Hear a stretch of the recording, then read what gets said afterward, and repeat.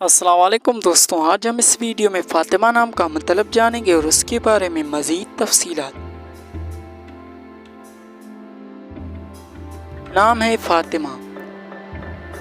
फ़ातिमा नाम का लफ्ज़ किस ज़बान से ही? ज़बान है अरबी, यानी ये नाम अरबी ज़बान का लफ्ज़ है। फ़ातिमा नाम का ताल्लुक़ किस मज़हब से है? मज़हब है इस्लाम, यानी ये नाम मुसलमानों के लिए इस्तेमाल होता है। फ़ातिमा नाम का इस्तेमाल किस जिन्स के लिए होता है? जिन्स है लड़की, यानी ये नाम लड़कियों के लिए इस्तेमाल होता है।